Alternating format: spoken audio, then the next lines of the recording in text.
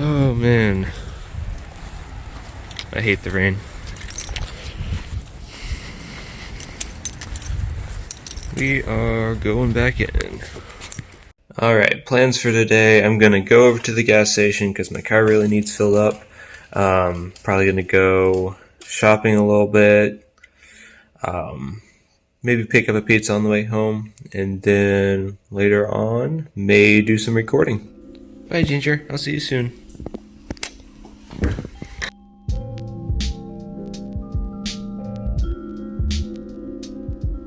Alright, let's do this.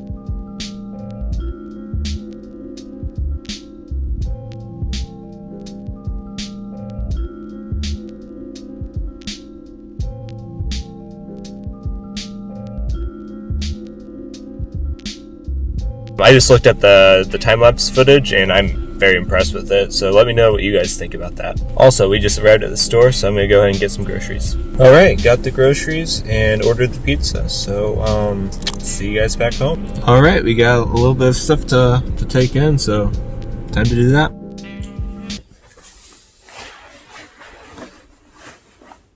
It's time to do the graphene episode. So I've name-dropped graphene a few times now, and I'm ready to talk about it because I've done a little bit more research since I originally brought it up in videos, and it's actually kind of crazy how amazing this could be applied into battery tech.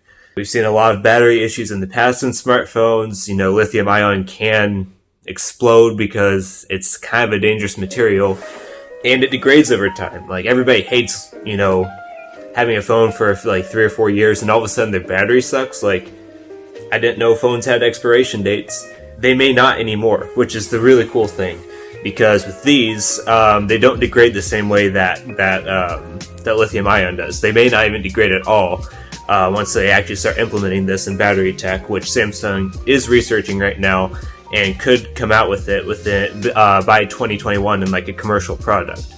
So the really cool thing is graphene batteries can actually have about 45% more capacity of battery life. So not only will these last longer, like over the years, you're going to get exceptional battery life now and up to 5 times as fast charging speeds. That's kind of insane. Now I know that Anker produces, I know I'm throwing kind of a lot of things out right now, but this is kind of exciting stuff. Anker actually makes gallium nitrate chargers, and they're already able to charge like with a lot of wattage in their smaller chargers. And I'm not going to pretend to understand exactly how that tech works, but if Samsung were to produce these chargers alongside something with say one of their new Galaxy S smartphones that has a graphene battery in it, not only are you going to have like a small charger with a lot of wattage, you're going to be able to charge your phone in like maybe 10 minutes from 0 to 100. Like it could get that insane, which is why I really have been wanting to make this episode for a long time now. So, taking kind of a deep breath now because I threw out a lot of stuff. Why do I bring this up right now? Why do I think it's really, really important to talk about now of all times? The main reason why I want to talk about this now is Ming-Chi Kuo, for those of you who don't know, is a really big leaker for Apple products, and he recently, it's been about a month since he leaked some information, but he claims that Apple is going to be producing AR glasses within the first half of 2020.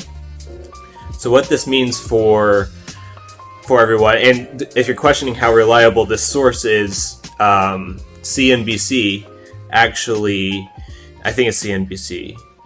I'll correct that in editing if I'm wrong. But popular news source actually reports on his leaks. So take that however you will, but it's seeming very likely that Apple's actually going to be producing AR glasses, which I personally think, if you saw some of my first videos, that's going to be the future. That's going to eventually start to phase out smartphone handsets. So, if you're going to be having wearables, right, you're going to want to, you don't want to have them super bulky because, I mean, you want them to have good battery life, obviously. But you're going to want them to not be bulky and yet still give you all-day battery life. transition into graphene, you're going to be able to supply that in a lot smaller format. You're going to have a lot better battery life with it. And I know Samsung wants to get this stuff out in 2021. So kind of where I make the tie-in is Apple actually requests that Samsung produce displays for them, if you didn't already know that, for their iPhones. So Samsung designs the displays to their specifications. But if they had a new deal where they could produce very specific batteries, I think that would actually be beneficial for both companies, because Apple would be giving Samsung a lot of business, and Apple's just going to make really great products that way. And if Apple thinks that we're actually ready for these AR glasses, it may not be very long until we get like really sleek, wearable AR glasses that actually have more than all-day battery life and can get charged up almost like instantly, probably through wireless charging, because I wouldn't see a reason to put a port on smart glasses, but they may include a port. I really hope it's not the Lightning port. By this time, hopefully, if they start a new product line, they better start with the Type-C port, if they do put one on there at all.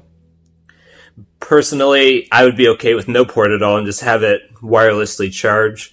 Either way, I mean, it'd be super fast charging speeds. So I know it's just a lot all in like 5 minutes, but I really do hope that that something like this ends up happening and more companies get involved with this, because and in one of my previous videos I talked about how Intel made their new storage technology proprietary.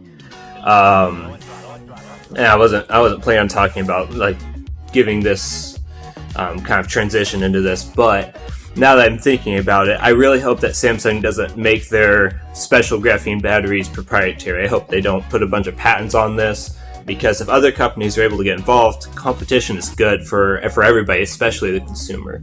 So I really hope that does happen as well. But that's been it. If you guys have any questions you want me to keep tackling the subject, I think, there's a lot to unpack here. There's a lot going on.